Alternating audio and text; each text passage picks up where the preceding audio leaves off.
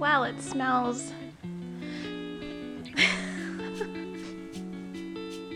That smells really good. I'm actually really appreciating my little oil diffuser, essential oil diffuser in the background here. I think we used peppermint and lemon today, so maybe you can imagine that with me, be here with me in this moment.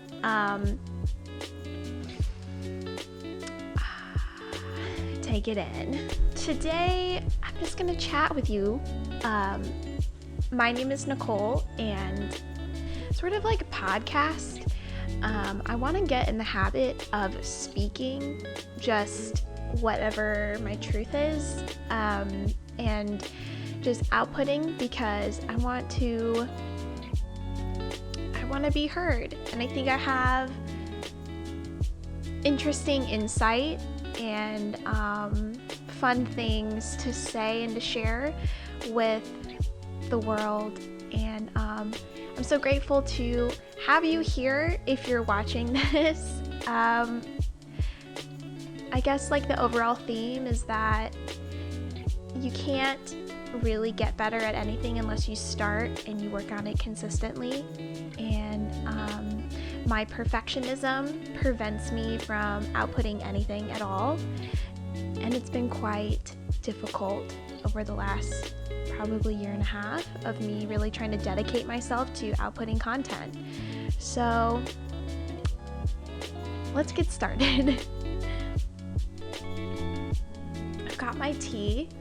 This is, what am I drinking today? I'm drinking Trader Joe's organic Earl Grey tea. If you've ever had Earl Grey, I love it. It's sometimes got this lavendery taste in it. It makes me feel like a little fairy princess. It's very calming. It smells really good. I actually like it better than Royal English breakfast. It's a little bit too hot for me to drink right now, but we'll come back to that.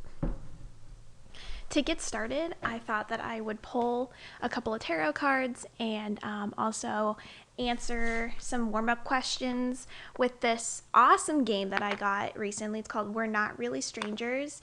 If you haven't heard, it's a very cool icebreaker game. It's like Cards Against Humanity, except wholesome and way more deep and real on an emotional level, and I really like it. And also their social media, Instagram and TikTok, in my opinion, are killer. Like super fun, super interesting to watch. I always really enjoy every single thing they put out, even though sometimes it's a little bit like, that hits home. So the tarot deck I'm going to work with today, it's called Tarot Mucha. It's beautiful. It's all of these like beautiful goddessy women. The art is gorgeous. For falling in love.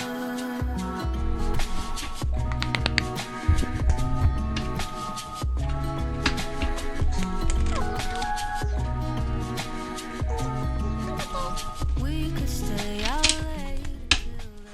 I'm not very good at shuffling. You would think that I would be better because I do tarot a little bit, but I'm not very good.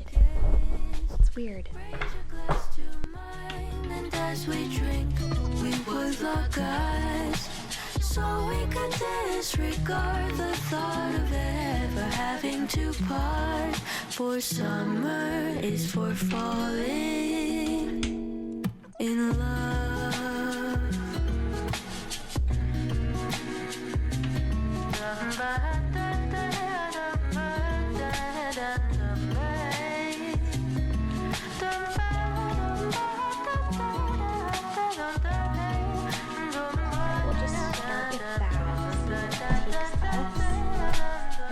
Out my book, The Ultimate Guide to Tarot by Liz Dean. This is honestly a really fantastic beginner book. There's, it's based off of the original Golden Tarot. Just the original tarot deck, and then that pretty much can correlate to every other tarot deck, but every individual tarot deck, like the Taramucha, is going to have some underlying subconscious symbols that relate to the art. So you might have like a different experience with each deck. I really enjoyed this deck though, because it's beautiful and feminine and appreciate it. So the Knight of Swords, and usually that's like a person, and I feel like this, anyone that's like a knight is like this angsty, like still immature but on a mission kind of energy. And I think of me, well, I feel like I'm that now. I definitely feel like that. And then with the sword, it's like angry. There's like, I feel like there's fire energy in it, but let me just double check on that.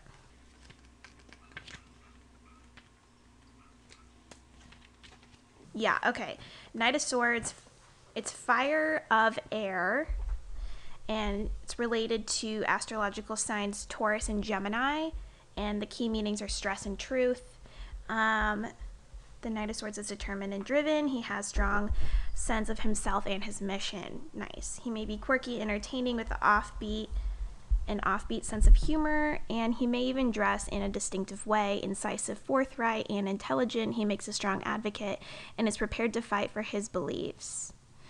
So the thing is about this card is I think that this is definitely where I am right now. I feel like I'm pretty angsty right now with this mission in mind. I think the downfall to this is that there's not a lot of, there's so much like agitation in it that it might give way to actually thinking things through clearly. So impulsive. And yeah, I mean, it makes sense. I'm an Aries rising, Pisces sun, and a Gemini moon. I'm 25 and we're just coming out of a pandemic. And I think like the biggest thing on my mind is I'm trying to get myself into my career, and like I'm still trying to understand what my career will be, but I think that I've now decided to be a creative director, and that's sort of a big deal for me to come to that conclusion now, because initially I thought I might just be part of the costume and wardrobe department. However, I feel like I have an allegiance to leadership, to more of a leadership role, and also a voice in the vision. And ever since I was in high school, and well, actually, I'll just say since I've been alive, because I feel like I have a very strong vision in any kind of context. I used to write stories a lot when I was like 9 or 10 and draw, and I just had very strong vision, and I used to be very theatrical. Even though I was never in theater, I think that in a past life I definitely was a theater person. But once I started media production class in high school, and we were given these little projects and assignments to make little videos, and you get to run around with a little camcorder during class and shoot this video. I used to just have these visions of like, here's the prompt, and then I'd be like, oh, I got it. I know exactly what I'm gonna do, and it's very vivid, and I would make it happen. And then once the class finished their videos, the projects were due, we would all watch everybody's video, and then everyone would vote on the video that they thought was the best. And I usually was the one that was voted the best. There was probably like 10 or 12 kids in that class. And I was a senior in high school, and I didn't have any prior experience to video or video editing except for literally that class, but it was clear that I already had a talent. Since then, I went to college and I studied film production at University of Colorado in Boulder. That was a fun time. I do really feel grateful for my experiences there. But during my film production years, and the classes that we got to actually produce short films, I'm still like, I still look back and I still watch those my short films over, and I'm still like pretty proud of the content I made. It's been, I think, like 2018, 19, 20, 21. Damn, it's been like 3 to 4 years since I've made a short film, which is so sad because that was a really self-fulfilling time for me to just create the thing that I was envisioning in my mind and in my emotional body. So, and to see it come to life and also see how the creative idea evolves throughout the process. I really appreciate the whole process of film production. But here I am. I'm in LA, and I moved to LA 3 months before the pandemic. And since then, it's been a little bit harder to get myself elevating into the job that I want to be in. Something else that I've been struggling with is this idea of security. I want to have a job that is going to ultimately fulfill my security in life financially and also with health insurance. A lot of freelancers, I feel like, kind of skip out on health insurance. I know that you can buy into health insurance independently, but it's not the best health insurance. And honestly, maybe I'm a brat because my dad was in the military, and so I am fortunate enough to have had the access to military health insurance for most of my life. And that literally ends when I turn 26, which is next February.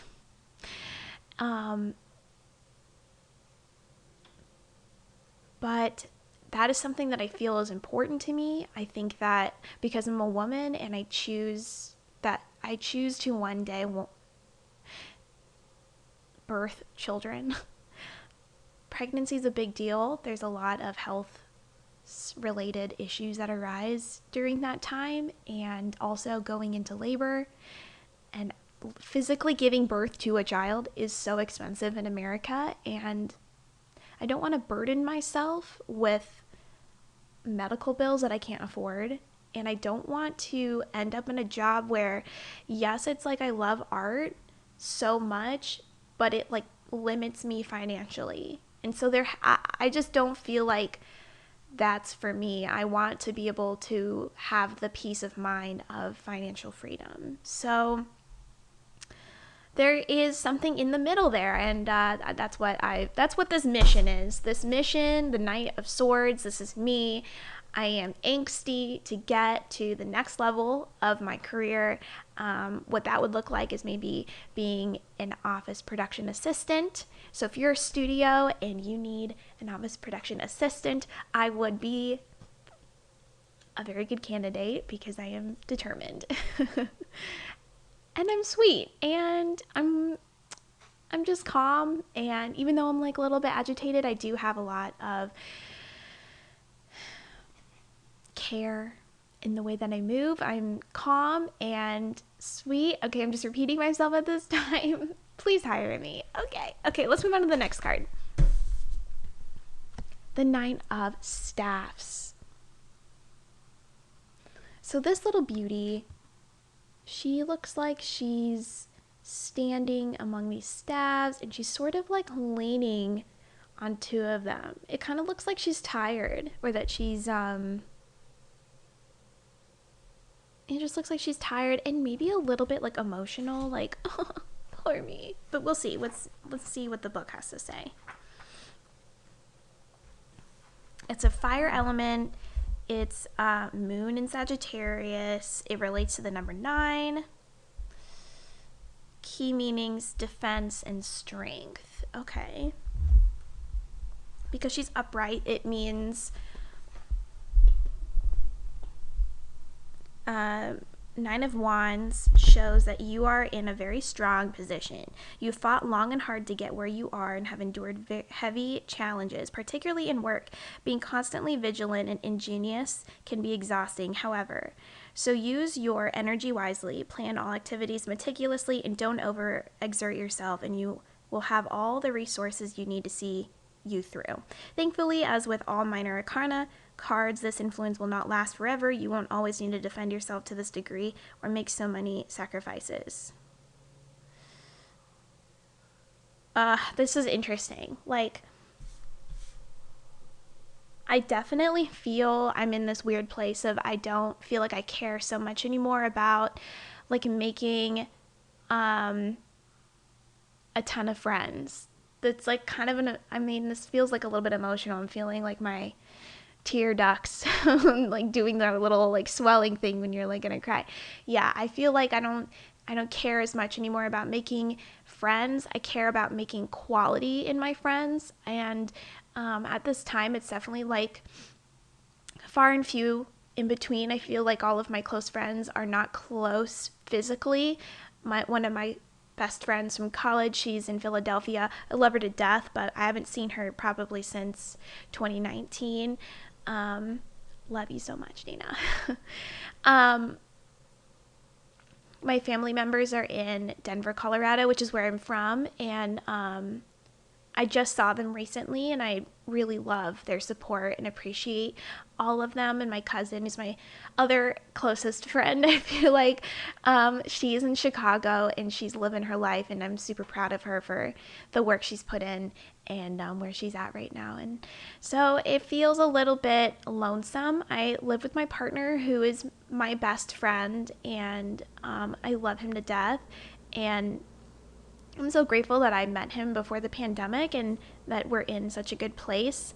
But I notice that when I'm working or I'm out and about, I just don't take the effort to make super close friends with people anymore. I feel that when I was in college, I had some sort of traumatic experiences with friendships and learning about my own boundaries.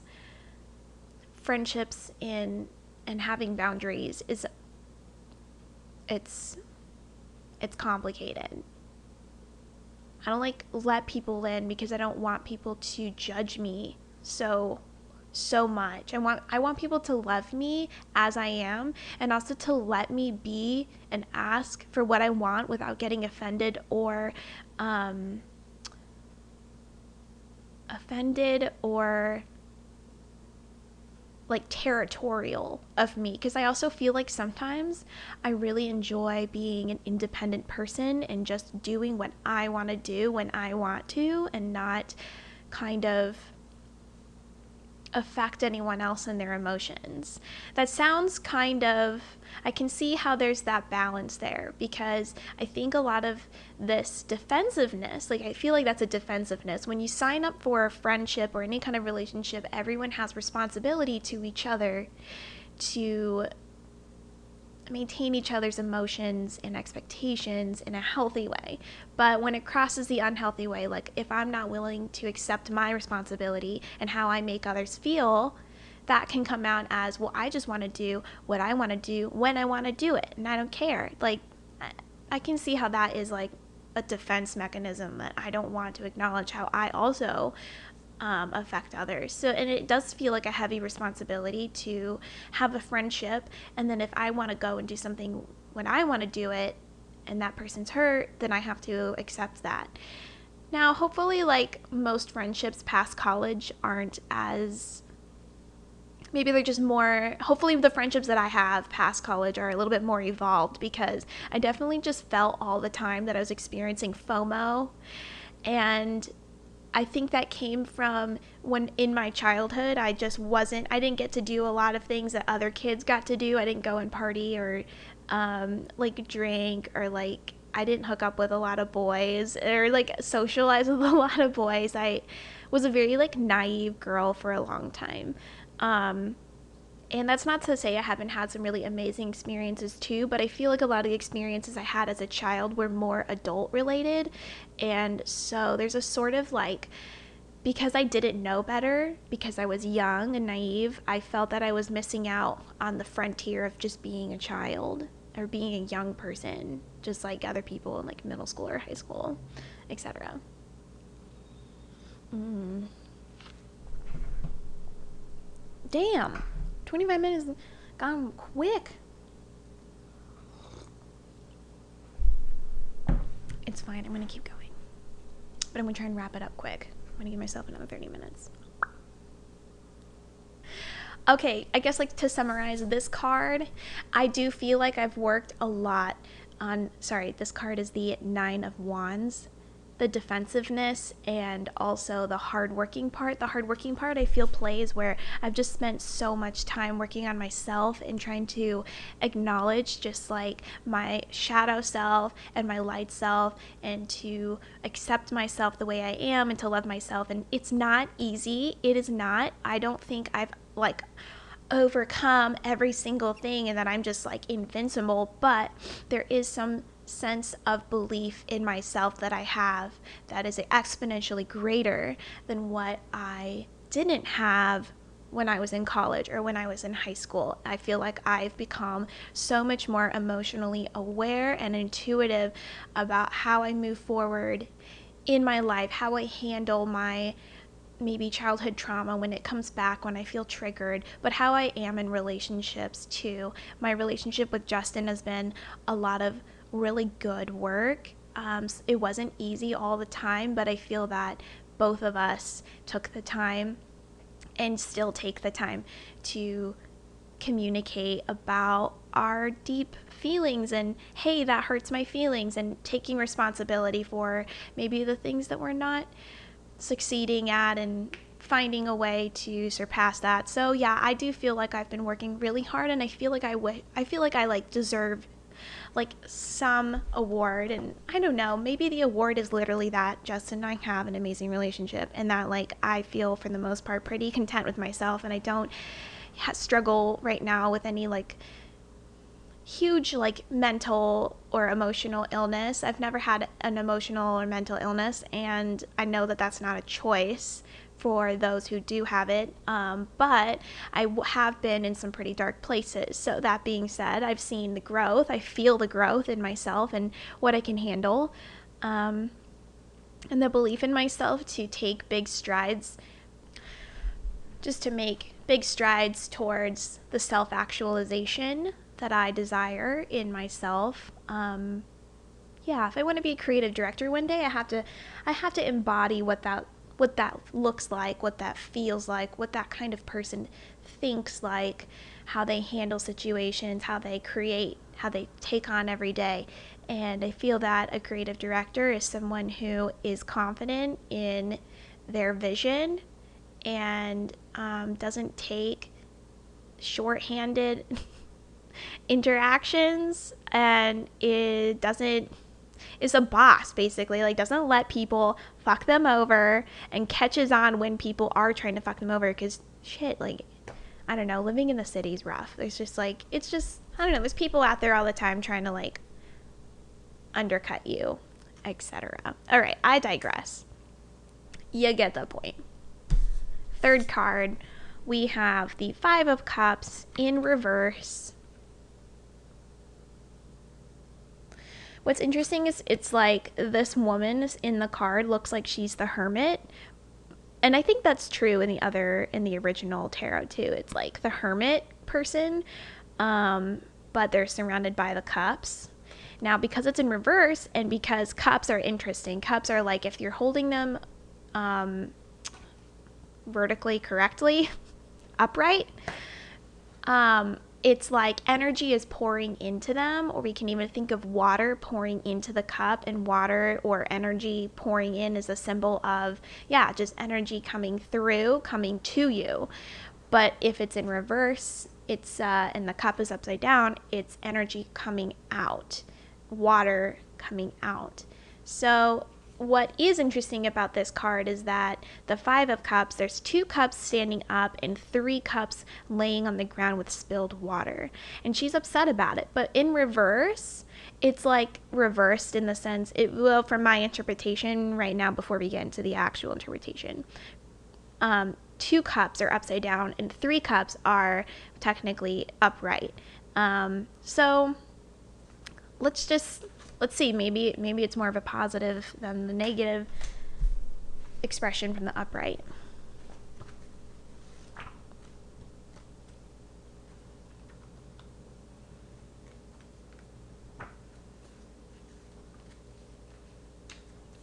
Oh, I guess I forgot to mention, like, so if this person in the upright if this card in the upright is grieving because 3 of her cups have fallen over out of her 5, but she still has 2 cups and they're behind her, she doesn't see them. Maybe in the upright, this is like you're crying over spilt milk, and you still have things to be grateful for because you still have 2 cups behind you, honey. You just gotta turn around and look at them. But in the reverse meaning, I don't know what that means, so here we go. It's water element. That makes sense because I'm a fucking Pisces. Here we go. Mars in Scorpio, number 5, and the key meanings are loss, leaving, and sorrow. I knew. But in the reverse meaning, the 5 of Cups along with Major Arcana card XV, the Devil, are the only 2 cards in the tarot deck whose reversed interpretations are more positive than their upright meanings. The 5 reversed reveals you have already experienced the lowest point in a downward cycle and, as a result, are close to recovery, finally letting go of painful past memories, ready to pick up the pieces. You will be stronger than you were before, able to face reality and move forward. An additional meaning of this card is meeting up with old friends and, socially speaking, coming back to life. That's kind of nice. Yeah, literally what I was talking about before related to the 9 of Wands is that I do feel this growth and this like sturdier foundation in my emotional body and self. And I do feel like a lot of past events that were traumatic for me don't hit as hard anymore on my psyche. I feel like I have a general understanding and forgiveness for all those that were part of that experience, and so I don't feel like I have any like surface level anger or hatred. I just think sometimes I get a little melancholy about it, but I think that's growth. Who knows? I mean, the healing path isn't straight line. It's you're like up here and then you're down there and you circle back and then you're like, fuck, why I thought I got over this, but actually I'm still depressed. And then you just get through it and you just figure it out. Okay, but those are the 3 cards. That's kind of nice. Maybe some good things are coming my way. They probably are. Usually when I start to get a lot of anxiety, that means that it's the ultimate result is nearby, but I just need to take a little bit of action and focus that in and get moving. I just need to send out a shit ton of applications and fix my cover letter and change my email name because it's not cool right now. Okay, I just want to end this little boy with a reflectionary We're Not Really Strangers card pull.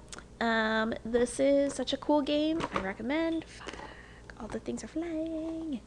Everything is flying away. All right, we're going to do just a card from number 1 because that's what's open right now.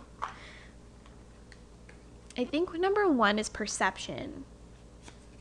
Yeah, it's perception. So we'll just pull this. It says, what was your first impression of me? Well,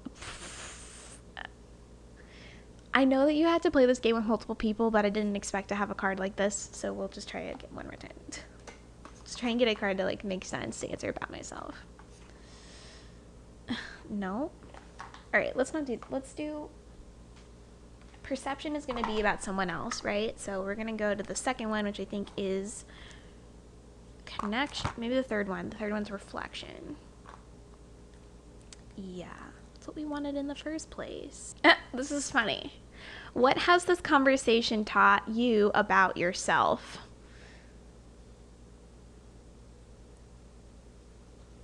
It's the conversation with myself and my listeners, so I appreciate you if you're still there. Anyway, I think that this is my first take on doing a solo podcast / YouTube situation. I've had a hard time committing to the consistency of creating content and then literally posting it. I have so much content that I've shot and like is 80% edited, and yet I haven't posted anything. And there's stuff from that was been over a year ago and I don't feel like is relevant now to post. So I'm hoping that this little moment, this little podcasty thing, I hope that this is something that I can commit to and be consistent with. I think that I really enjoy having these deep conversations and letting my thoughts out. And I also really appreciate the experience of that for my throat chakra. I feel like it gets closed and clogged up a lot when I feel that I don't have the place to talk. And I think sometimes it's like I don't want to talk about this with Justin all the time. Not that I just think like I talk a lot with Justin, and I just want a space to share my thoughts, and maybe I'm inspiring some of you listeners. And that's what my channel is called. It's called Inspired Daily. Like from a very young age, have always loved the feeling of being inspired. And so that is what I want to partake onto anyone else I experience in my life, is inspire them in some way or another. Being inspired is letting the light in your eyes glow. And that's like a very lively, ethereal, beautiful look in anyone's face. It just like they're excited. It's life. They're excited to be alive. And I want to help inspire that in those around me and in myself. So I think this conversation has taught me that I can trust in the universe. The universe has got my back. I can follow these things that I believe in and not feel silly about them. And I think some of you out there will feel the same when you come across them. I think the last thing I want is for me to be embarrassed of myself. And I think what better way to just stick it to the world to not be embarrassed of myself is to just go ahead and do it anyways. It's not embarrassing. Even if it's like awful at first, we can all grow. We can all get to the place that we want to be. We have to start, and you have to work on it every day or just consistently. So anyway, that's going to wrap up this little podcast. Today is Saturday, May 29th. It's the Memorial Day weekend. We just had that amazing eclipse on Wednesday, so I hope a lot of that stagnant energy got pushed out for all of y'all. I know that a lot of thoughts and forward moving motion is within me right now, so maybe I'm not the only one. Anyway, thank you so much for joining me on this podcast. My name is Nicole. This is the Inspired Daily channel. You can find me here on YouTube, Inspired Daily, or you can find me on my Instagram at Inspired Daily, and that's spelled INSPIRED DALEY. Daily is my last name, so kind of works out. All right, have a great day and be good to yourself. Love yourself.